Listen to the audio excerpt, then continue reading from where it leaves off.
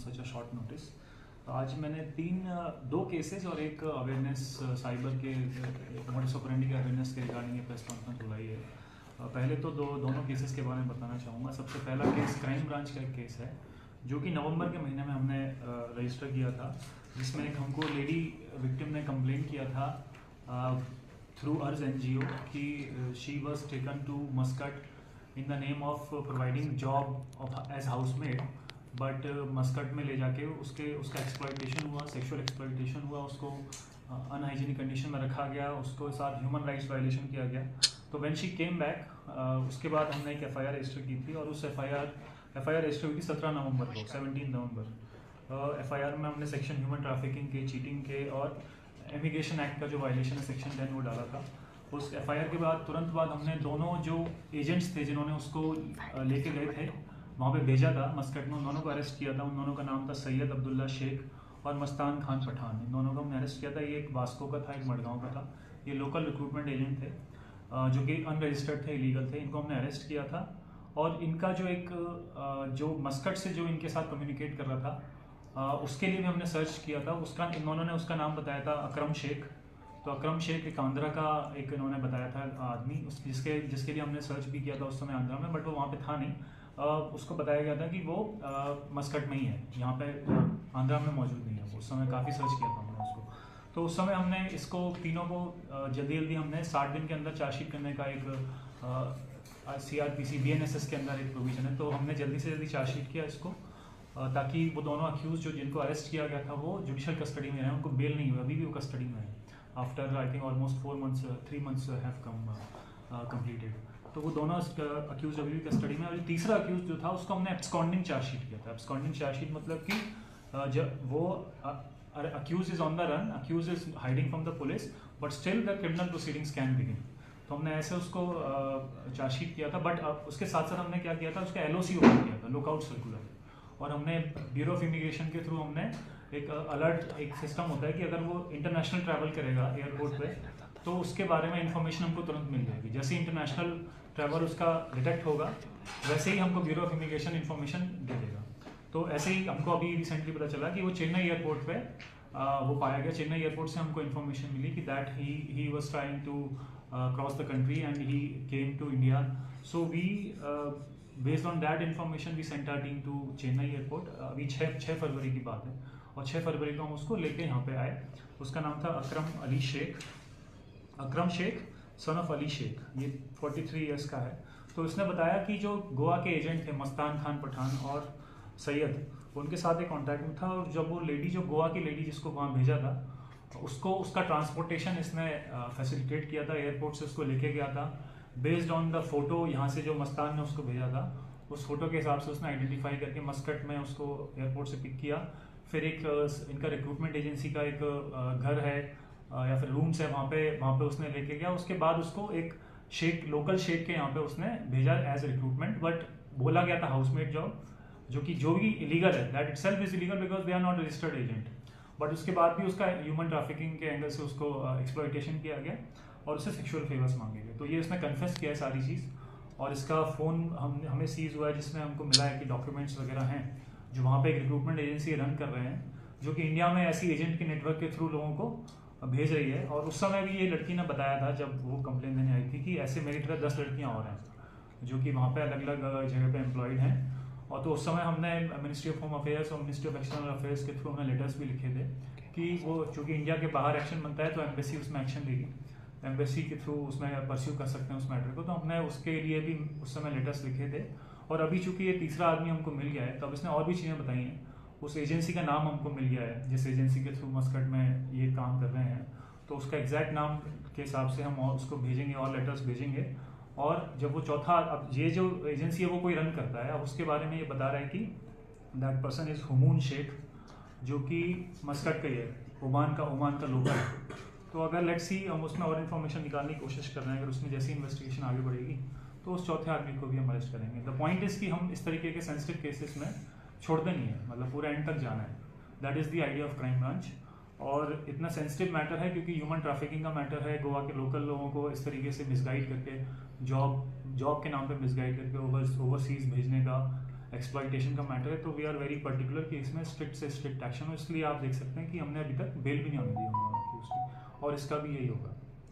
तो मैं फिर से अपील करना चाहूँगा मीडिया के थ्रू, पहले भी जब हमने ये दोनों का अरेस्ट किया तभी मैंने प्रेस कॉन्फ्रेंस दी थी, तो अभी फिर से मैं अपील करना चाहूँगा कि मीडिया इस चीज़ को पॉपुलराइज करे कि रजिस्टर्ड एजेंट के थ्रू ही लोग रिक्रूटमेंट कराएं अपना ओवरसीज।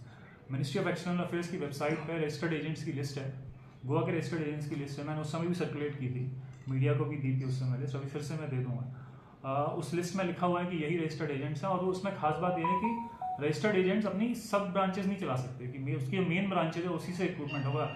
कोई तीसरा आदमी ये नहीं बोल सकता कि मैं उसके लिए काम करता हूँ, मेरी मेन एजेंसी, मेरी मेन ब्रांच वो ये है और मैं इसकी सब ब्रांच हूँ, तो ऐसा नहीं होगा। उसी की एजेंसी के थ्रू, उसी के ऑफिस में रिक्रूटमेंट अगर होगा, उसमें भी प्रॉपर जॉब ऑफर होना चाहिए, उसके टर्म्स ऑफ जॉब होने चाहिए, क्लियर होना चाहिए सैलरी का डिस्क्रिप्शन, और कोई भी रिक्रूटमेंट एजेंट आपको इस तरीके से एडवांस पेमेंट ओवर चार्ज नहीं करेगा। एक बार उस चीज़ को आप पॉपुलराइज करें, और इसमें अर्ज एनजीओ भी काफ़ी अच्छा काम कर रही है, जिन्होंने प्रोएक्टिवली इस केस को रिपोर्ट किया। I want to thank them also, और हमारी टीम जो राजेश कुमार और नीना देवलकर, इन्होंने मिलकर बहुत अच्छे से इस केस को हैंडल किया और जल्दी से जल्दी इसको चार्जशीट किया, और तीसरे को भी हम दोबारा सप्लीमेंट्री चार्जशीट इसमें दाखिल करेंगे। तो ये पहला केस था जिसके बारे में बताना चाहता था। दूसरा केस जो है वो भी एक बहुत सेंसिटिव मैटर पर है, साइबर का केस है। अगेन आप सब लोगों को ज्ञात है कि child pornographic material, it's possession of such content is illegal, it is punishable under IT act, POCSO act. But अभी भी हमारी सोसाइटी में ऐसे लोग हैं जो इस तरीके के गलत आदतों में पड़ते हैं और इलीगल चीज़ें करते हैं। तो अभी रिसेंटली हमको एक information, ministry of home affairs का एक पोर्टल है साइबर टिप लाइन, उसके थ्रू हमारे साथ शेयर होती है इन्फॉर्मेशन टाइम पे। तो रिसेंटली एक इन्फॉर्मेशन आई थी कि कोई वो इन्फॉर्मेशन आती है कि किसी IP एड्रेस से कोई चाइल्ड पोर्नोग्राफिक कंटेंट एक्सेस होता पाया गया या फिर स्टोर होता पाया गया, वो IP एड्रेस देते हैं। तो IP एड्रेस से हमने ट्रेस किया, फिर एक आदमी को हमने आइडेंटिफाई किया गोवा का, जिसके फ़ोन में प्रॉब्लली चाइल्ड पोर्नोग्राफिक मटेरियल था। उसको हमने वेरीफाई किया, वेरीफाई करने पे पाया कि वो चाइल्ड टिपलाइन से जो हमको अलर्ट आया था साइबर टिपलाइन से MHA के through, that was true, and based on that we have registered FIR, we have arrested that person is 52 years old individual. इसका नाम है सचिन S जोगलेकर। ये आदानवाड़ा पोंडा का रहने वाला है, अभी प्रेजेंटली मडगांव में ये रह रहा है। उसका एड्रेस आपको इसमें मिल जाएगा, नाम और एड्रेस। 52 years एज का है, और इसके फ़ोन में ये मटेरियल पाया गया। इसमें हमारी साइबर क्राइम की टीम ने बहुत अच्छे से काम किया। जो जैसे ही हमको सिर्फ IP एड्रेस से डेवलप करना इतना आसान नहीं होता है इन्फॉर्मेशन को, तो उसमें बहुत मेहनत करके, टेक्निकल एनालिसिस करके, परस्यू करके, वेरीफाई करके, ग्राउंड पे जाके मल्टीपल एड्रेसेस को वेरीफाई किया गया और इस आदमी को अप्रीहेंड किया गया। क्योंकि ऐसे लोगों का सोसाइटी में होना बहुत डेंजरस है। जो आदमी चाइल्ड पोर्नोग्राफिक मटेरियल पोजेस कर सकता है, वो चाइल्ड को एक्सप्लॉइट भी कर सकता है। बहुत ज़्यादा थिन लाइन, बहुत ज़्यादा उसमें डिफरेंस नहीं है ऐसे लोगों में। तो इसलिए हमारी सोसाइटी में चिल्ड्रन की कितनी अहमियत है, तो हमको इस तरह के लोगों को जल्दी से जल्दी पकड़ना है और उनको जेल में ही रखना है। तो दैट इज़ द मोटिव। इस पर प्रॉम्प्ट एक्शन हमने लिया और ये अभी हमारी कस्टडी में है। इसमें मैं फिर से आपको रिआइटरेट करना चाहूँगा, सुप्रीम कोर्ट ने 2024 में सितंबर में जजमेंट दिया था, उसमें फिर से इस चीज़ को बताया था it is already illegal. Supreme court ने अपने जजमेंट में क्लियर किया कि ऐसा नहीं कि आपने फ़ोन में रखा हुआ है, कहीं से रिसीव हो गया, तो चाइल्ड पोर्नोग्राफिक मटेरियल आपके फ़ोन में अगर रिसीव हो गया, आप ये नहीं बोल सकते कि मेरे को रिसीव हो गया, मुझे नहीं पता, मेरे फ़ोन में आ गया कहीं से। आपको रिपोर्ट करना है उसको। Failure to report is also an offence. अगर आपके फ़ोन में रिसीव हुआ है तो आपको उसको पुलिस को रिपोर्ट करना पड़ेगा। इस केस में तो इसने खुद ही स्टोर किया था, बट मैं इन जनरल ये एडवाइस देना चाह रहा हूँ पब्लिक को कि आप उसको रिपोर्ट कीजिए। रिपोर्ट नहीं करेंगे तो फिर से पॉक्सो एक्ट के अंदर इसमें कार्रवाई हो सकती है। So this is the second case which I wanted to highlight. दोनों बहुत सेंसिटिव केसेस थे। तीसरा एक एडवाइजरी मैं इन्वेस्टमेंट स्कैम के ऊपर देना चाहता हूँ। अभी हम ये साइबर क्राइम में ट्रेंड देख रहे हैं कि इन्वेस्टमेंट स्कैम एकदम से बढ़ गया है। इन्वेस्टमेंट स्कैम का मतलब होता है फेसबुक के माध्यम से, इंस्टाग्राम एड्स के माध्यम से, कि आपको अच्छा रिटर्न मिलेगा, आप इससे टिप्स लीजिए, इस एक्सपर्ट से टिप्स लीजिए तो आपको अच्छा रिटर्न मिलेगा। तो इसमें लोगों को बहुत अच्छा रिटर्न मिल रहा है। आप भी इस ग्रुप को ज्वाइन करके आप इस स्टॉक में इन्वेस्ट करेंगे तो आपको बहुत अच्छा रिटर्न इसमें मिलेगा। या फिर कोई हाईफाई कंपनी का नाम उसमें फर्जी तरीके से ऐड कर दिया जाएगा कि ये DBS स्टॉक रियलिटी की कंपनी है, या फिर ये फिनटेक्स कंपनी है, कुछ भी। They can think of any number of names जो कि बड़े हाईफाई साउंड करेंगे और आपको लगेगा कि बड़ा सोफिस्टिकेटेड है उसका। फिर आप ग्रुप में जब ऐड हो जाएंगे तो ग्रुप में आपको दिखाई देगा कि बहुत अच्छा उसमें जो एक्सपर्ट्स हैं उनके अच्छे अच्छे कमेंट्स हैं, बहुत अच्छे ग्राफिक्स के साथ वो इन्फॉर्मेशन शेयर कर रहे हैं, अच्छे चार्ट्स बना के। और उनकी एक मोबाइल एप्लीकेशन होगी जो कि आपको ग्रुप में ऐड होते ही आपको मोबाइल एप्लीकेशन डाउनलोड करवा देंगे, और उस मोबाइल एप्लीकेशन को आप इंस्टॉल करेंगे तो उसका पैसा आप जब डालेंगे तो आपको दिखेगा कि मेरा मोबाइल एप्लीकेशन जो ऐप मैंने इंस्टॉल किया उसमें रिटर्न बढ़ रहा है। तो रिटर्न बढ़ेगा तो आपको लगेगा कि यार देखो इतना एक्सपर्ट आदमी के मैं ग्रुप में जुड़ा हूँ और मेरा सच में रिटर्न बढ़ रहा है। और पहले इनिशियल इन्वेस्टमेंट पे वो आपको पैसा भी दे देंगे। आपको 10,000 रुपये इन्वेस्ट कराया, 5,000 रुपये इन्वेस्ट कराया, उस पर 2-3 हज़ार का प्रॉफिट लगा के आपको वापस दे देंगे ताकि आपका ट्रस्ट बना रहे। ठीक है, तो शुरुआत इसकी इंस्टाग्राम एड्स, व्हाट्सएप पे मैसेजेस, फेसबुक के एड्स। कभी कभी ऐसा भी होता है कि फेसबुक पे आपको कोई फ्रेंड रिक्वेस्ट भेजता है या इंस्टाग्राम पे फॉलो रिक्वेस्ट भेजता है और वो आपसे बात करता है अपोजिट सेक्स की लड़की। मतलब आप अगर मेल विक्टिम है तो कई बार ऐसा हुआ है कि फीमेल बन के फ्रॉडस्टर ने बात की है, पहले नॉर्मली बात करते हैं, फिर बाद में ये इन्वेस्टमेंट पे लेके आ जाते हैं कि मैं इस स्टॉक में इन्वेस्ट कर रही हूँ, मेरे को बहुत बेनिफिट हो रहा है, तुम भी करो। तो अल्टीमेटली डेटिंग वाला पार्ट भी इसमें इंक्लूड हो जाता है, डेटिंग प्लस इन्वेस्टमेंट। तो इस तरीके से इन्वेस्टमेंट होता है और लोगों को इनिशियली रिटर्न भी दिए जाते हैं। फाइनली आपको बोला जाता है कि और एक व्हाट्सएप ग्रुप में आपको बोला जाएगा कि आप और इन्वेस्ट कीजिए, और बाकी लोग जो व्हाट्सएप ग्रुप में रहेंगे ना वो डमी होते हैं, वो आपको प्रेशराइज करने के लिए ना बार बार पोस्ट करते रहेंगे, मैंने 1 लाख रुपये डाला, मेरे को 1.25 लाख रुपये मिल गया वापस में, 25% रिटर्न मिल गया।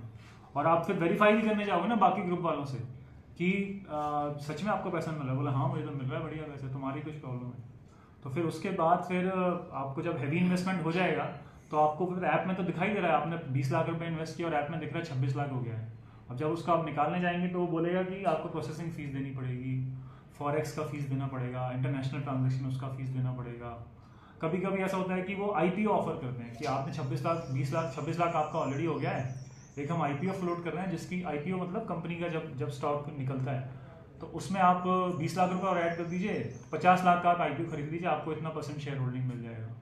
तो आदमी को लगता है चलो नई कंपनी है, बड़ी कंपनी है, इसका IPO ले लेते हैं, तो उसमें और पैसा चला जाता है। तो ऐसे ऐसे करके ट्रैप एक सॉर्ट ऑफ बनाया जाता है और जिसमें आदमी फंसता जाता है। फाइनली जब उसको रियलाइज होता है कि पैसा जो वापस मिल ही नहीं रहा है, वो बस दिख रहा है, तब उसको समझ में आता है शायद कि ये स्कैम है। आप गूगल करने, अगर कोई भी विक्टिम गूगल करने जाएगा इन्वेस्टमेंट स्कैम साइबर, उसको तुरंत मिल जाएगा, हर दिन कितने लोगों के साथ होता है।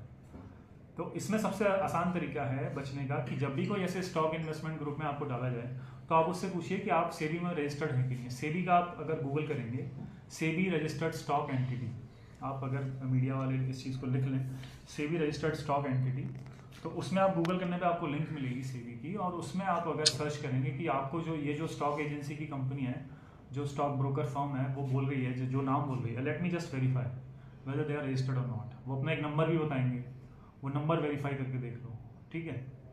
उसके बाद उनसे सर्टिफिकेट मांग लो आपका जो चूँकि आप रजिस्टर्ड हो तो मेरे को सर्टिफिकेट दिखा दो। अब ये भी पॉसिबिलिटी है वो भी फर्जी हो सकता है, लेकिन काफ़ी चेक्स एंड बैलेंस हो जाएंगे ऑलरेडी, कि बहुत ज़्यादा चांस है कि आप बच जाएंगे इस तरीके के स्कैम से। और वैसे भी इन जनरल इतना आसान नहीं है इन्वेस्टमेंट पर पैसा कमाना ना, अभी तो स्टॉक मार्केट वैसे ही लो जा रहा है, और उसमें अगर आपको कोई बोल रहा है मुझे 20% रिटर्न, आपको 20% रिटर्न देंगे, तो आप वैसे ही समझ जाइए कि फर्जी है। तो ये चीज़ मैं मीडिया को रिक्वेस्ट करूँगा कि बार बार हमको एम्फसाइज करने की ज़रूरत है। हम काफ़ी बार साइबर अवेयरनेस के प्रोग्राम्स में बोल चुके हैं, सोशल मीडिया के माध्यम से हम डाल चुके हैं, गोवा पुलिस का जो हैंडल है फेसबुक पे, ट्विटर पे, इंस्टाग्राम पे, उस पर भी हम कई बार पोस्ट कर चुके हैं। न्यूज़पेपर में मैं कई बार मोडस ऑपरेंडीज के बारे में प्रिंट मीडिया को मैं भेज चुका हूँ आर्टिकल, बट कहीं ना कहीं और भी ज़रूरत है एफर्ट करने की। तो वो ऐसे ही फैलेगा मैसेज आप लोगों के थ्रू, पब्लिक के थ्रू, जो इन्फ्लुएंशियल लोग हैं उनके थ्रू। तो मैं अपील करूंगा सबसे कि ये जो मेरा मैसेज है वो जन जन तक पहुंचाएं। और चूंकि अभी स्टॉक मार्केट का क्रेज़ है, मतलब जिसके पास पैसा है वो और चाहता है कि मैं स्टॉक मार्केट थ्रू और कमा लूँ, तो लोग कहीं ना कहीं ल्योर हो रहे हैं उसमें। तो हमको ज़रूरत है कि ऐसे उसमें केयरफुल रहा जाए। Thank you.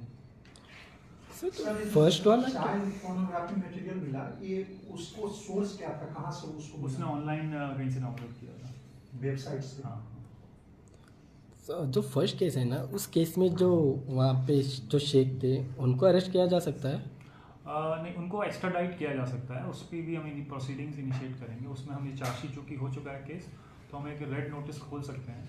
वो इंटरपोल के थ्रू रेड नोटिस वहाँ पे सर्व होगा, और अगर वो वहाँ पे आदमी वहीं पाया जाएगा तो we can send our police to bring him here. Okay, he will be bought here then. हाँ, कोशिश करेंगे उसको। सर, अनरजिस्टर्ड जो रिक्रूटमेंट एजेंसी है वो उन्होंने आपने देखा है, आइडेंटिफाई किया है यहाँ पे? हाँ, हमने पहले भी एक बार जब एक और केस हुआ था इसी से रिलेटेड कि कुछ कुछ दो लड़के थे, यंग लड़के थे 25-26 साल के। वो कंबोडिया और थाईलैंड से गोवा आए थे वापस, क्योंकि कंबोडिया थाईलैंड में उनको बोल के भेजा गया था कि उनको जॉब देंगे, और वहाँ पे उनके साथ एक्सप्लॉइटेशन हुआ था कि साइबर फ्रॉड्स उनसे करवा रहे थे।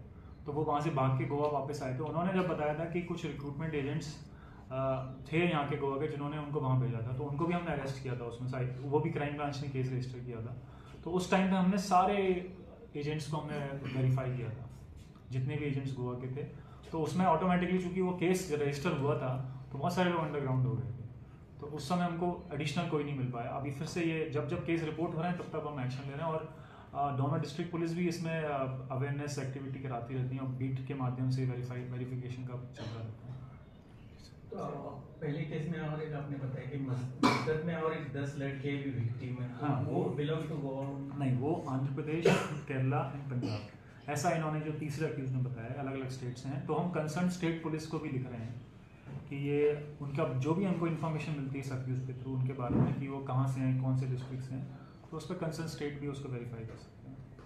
और चाइल्ड पोर्नोग्राफी का जो आपने सेकंड केस बताया, वो वीडियो सर्कुलेट किया नहीं, उसके फ़ोन में था।